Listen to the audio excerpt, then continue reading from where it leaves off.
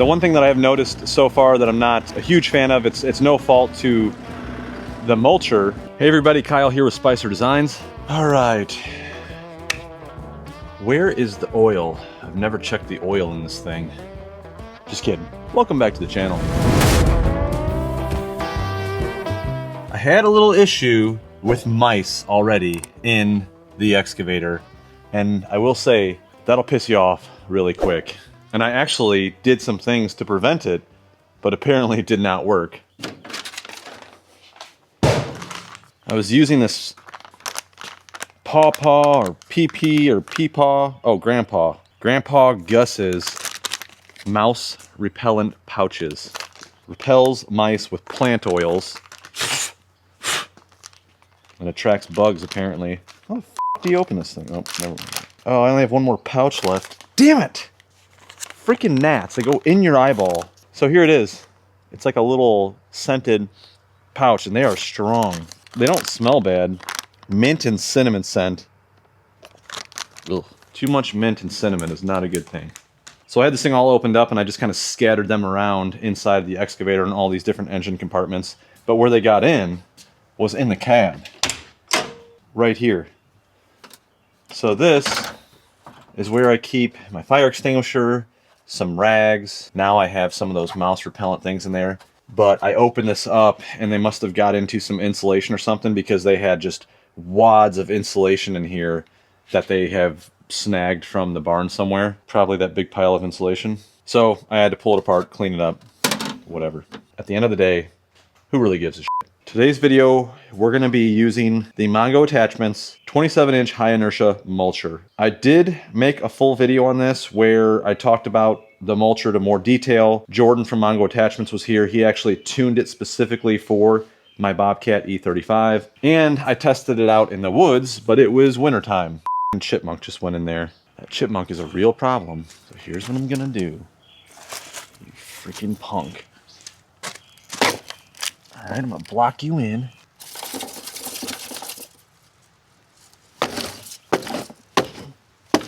So now that we're getting into summer, you can see everything is green and grown up and just straight up out of control. So I'm going to spend some time here, get this thing hooked up, and just start knocking all this crap down, because I have a lot of cleanup to do in the woods, and I haven't had much time to do it. So I'm taking a break from the projects today, and I'm going to spend some much needed time cleaning up the property, doing a little bit of maintenance work.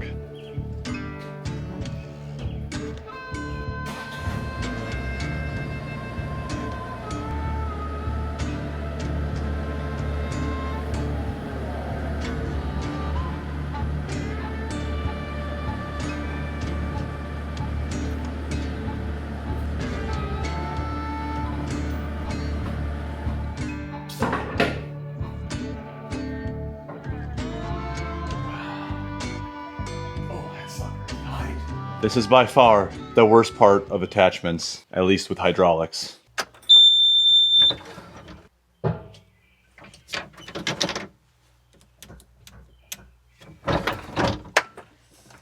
gonna put safety glasses on so I don't get the freaking money shot. Oh, got one. Come on, baby. Got two. I'm not an expert with excavators. I'm sure most of you that have them already know, but I went in, turned the ignition on without starting the machine, activated the hydraulics, and I just kind of moved everything around to hopefully like equalize the hydraulic system, and it worked. So we're ready to rock and roll.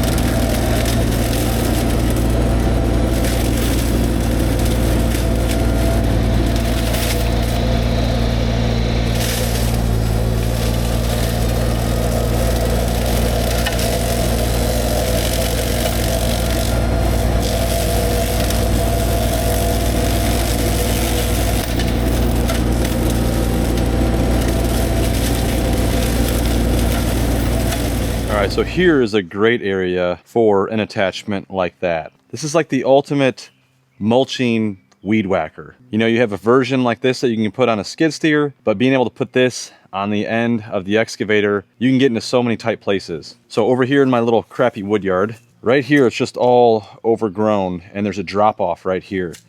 I can't get in here with the mower. I can't go down that drop off. What I can do though is I can pull up to here and I can just reach throughout as far as I can and knock all this junk down. So right there where I was just at, all in that area, and then to the left of the little woodshed here, there's a bunch more overgrowth in here that I'm trying to slowly clear out. And eventually it's going to kind of blend in with the side yard over there by the kids' play set. So I'm going to kind of work this area a little bit and see how much we can knock down. I know there's some stumps in there too, so I just got to be careful, and some big rocks.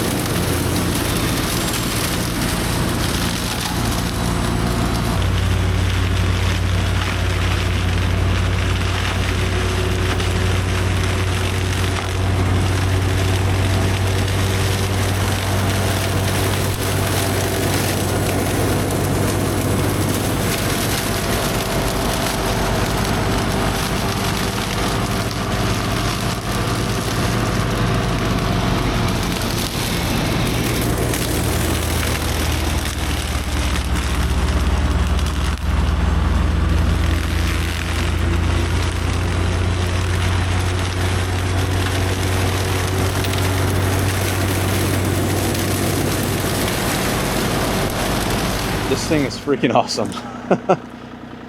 So I'm just eating through this vegetation. Like, this is where this thing really shines. You really don't want to be taking like full-on trees down with this thing, but really, like this, it will take this down. But like this thing right here might be hard to see.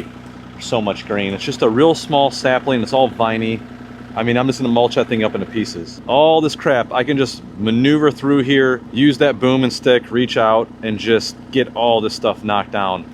And it only took me maybe 7 minutes to do what I did here. So right now we're on the back side of where we just knocked down over there by the wood storage area, kind of behind it. You can see a little bit where the barn's at. I'm just gonna keep working my way through the woods here and see what we can do. But I'll tell you what, that thing can eat, that is for sure. The one thing that I have noticed so far that I'm not a huge fan of, it's no fault to the mulcher, it's more of the size of my machine. The E35 at 25 horsepower, it can run the mulcher. It will do it. With the design of that thing, it allows smaller machines to work with it, but it robs the hydraulics. So anytime I want to move the boom or the stick or even track, it's definitely a lot slower, but it's manageable, and I basically just use this thing on the property. I do want to start doing some small jobs with it, so it's something I'll have to consider. If I want to use it a lot more, I might want to think about upgrading my machine in the next couple years.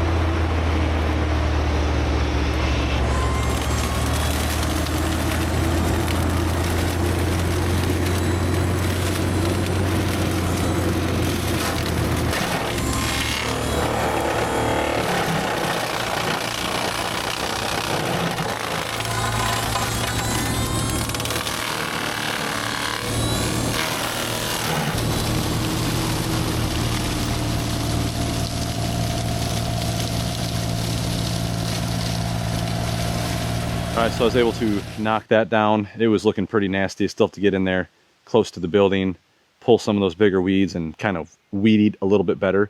You can only get so close with that mulcher. And then over here in the wood yard to the left, I mean, I really opened up that entire area. I've never seen it look like that before. And it was just eating up everything and anything. I mean, you can see this was a cedar sapling. I don't know, it's probably 2.5 inches in diameter. I just mowed that thing right down to the ground and it just mulched it up into tiny little chunks, some bigger like this. But now I can actually get in here with the excavator, pluck out all the trees that I don't want, start leveling this up a little bit.